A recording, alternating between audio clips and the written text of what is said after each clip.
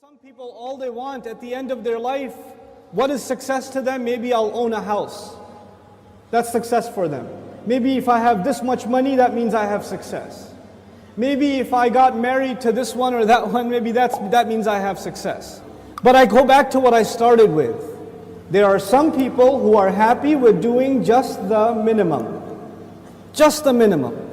But I am here to tell you, the young people in the audience today, Allah has blessed you, and I am telling you, He expects great things from you. He does not expect the minimum from you. There are so many Muslims, the only thing left of Islam is their name. That's the only thing left. They don't care about salat, they don't care about halal and haram. They're far from this deen. What can I do to further this deen? What can I do I shouldn't just be happy that so many people come and attend Jumu'ah. Does that mean everybody's heart is clean? Does that mean that we don't need any more reminder? Is that what that means? Or are there evils in our society? Are there youth that are turning towards drugs? Are there young people that are just living their life for no purpose? All they do is play video games and watch movies and go to sleep. And if you ask them for a purpose, they say, I want to graduate and get a job. Is that a goal? Get a job? Allah gave us such higher goals. Your job itself is a means to a higher end. But you know what? We are living in strange times.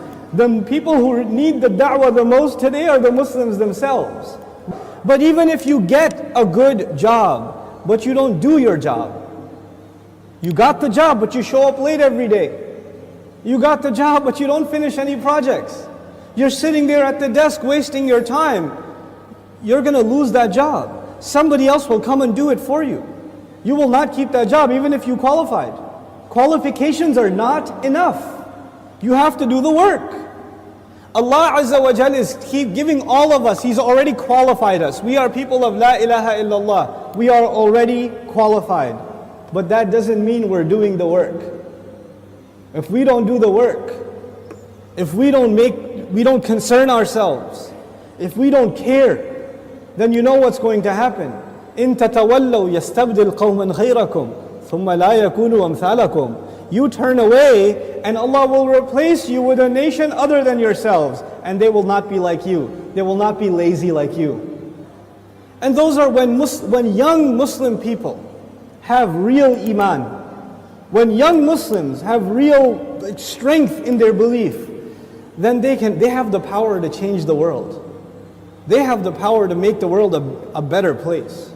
But when young Muslim people don't have real iman, they don't have real conviction, then they are a waste of space. They are a waste of society, a waste of a generation. The only thing in their life, the most important thing in their life is, when is the next movie coming out? The most important thing is, when is the next iPhone coming out? The next most important thing is, man, I wish I had that car. That's it. Your life doesn't go any further than that. My teacher used to say that Islam is similar to climbing a mountain. You know, when you're climbing a mountain, you throw a hook and you climb. If you throw a hook not very high, then you will only reach that much. You can't reach any further.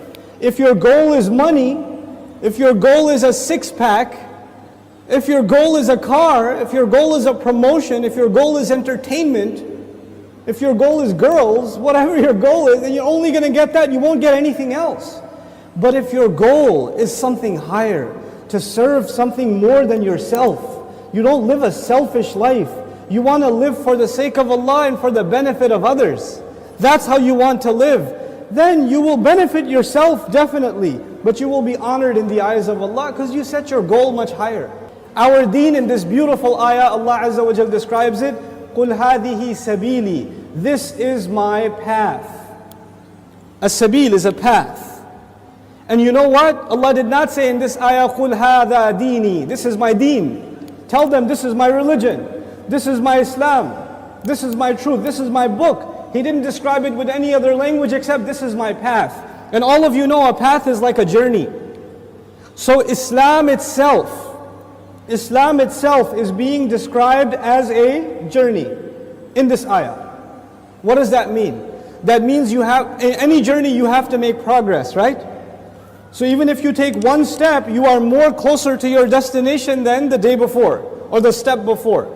Every single moment you are making progress in a journey.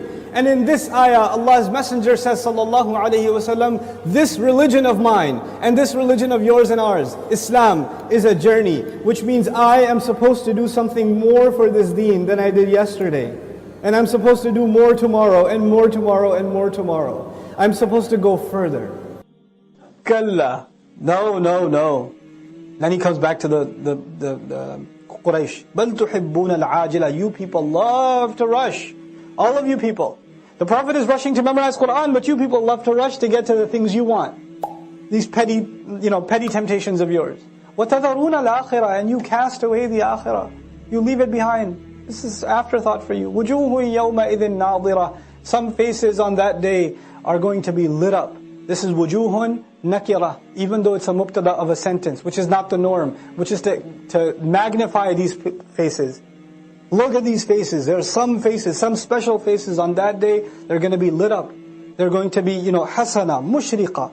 They're going to be lit up. Ila rabbiha nadhira. Allahumma ja'alna minhum. They're going to be looking towards their master, staring towards him. Nadhira. Nadhara, yani an yara shay'an, or an yubsira shay'an li mudda. Nadhara, to stare at something, to not take your eyes off of something. This is nadhara. They're going to be staring at Allah Azza wa Jal. وَوُجُوهٌ يَوْمَئِذٍ بَاسِرَةٌ. And there are faces on that day that are going to be just covered in sadness, extreme sadness. شَدِيدَةُ الْكُلُوحَ وَالْعُبُوسِ. These faces are going to be so extreme in their gloominess and their sadness. تَظُنُّ أَن يُفْعَلَ بِهَا فَاقِرَةٌ. They're going to be convinced that any moment now, a great catastrophe is about to fall upon them. فَاقِرَةٌ. A great catastrophe is going to fall upon them. Somebody like in the dark, and they hear a loud sound, and they don't know where it's coming from, and it's going to attack them, and they don't know they're just like in that terror. That's the look they have. كَلَّا إِذَا بَلَغَتِ التَّرَاقِي. Okay, so that's Judgment Day. Well, let's talk about how you get there. They say there's some attributed to the Prophet ﷺ, others attributed to Sahaba, but it's a very common phrase in Arabic. They say, "Man mata faqad qamat qiyamatuhu." Whoever dies, his qiyamah has begun. Surah Al-Qiyamah ends with, when does your qiyamah begin? When does my qiyamah begin? It began with Yawm al-Qiyamah, but our qiyamah, well, qiyamah comes from the word qiyam. Qama yaqumu. What does qama yaqumu mean? Our qiyamah begins when we can't stand anymore. Our qiyamah begins when we lie down. SubhanAllah. Our standing begins when we no longer stand. The irony of it. Allah says, Kalla, no. إِذَا بَلَغَتِ التَّرَاقِي. When it, meaning the nafs, the ruh, it reaches the hayat, life, it reaches the end tip, the top of the chest. It gets over here. You can feel it leaving.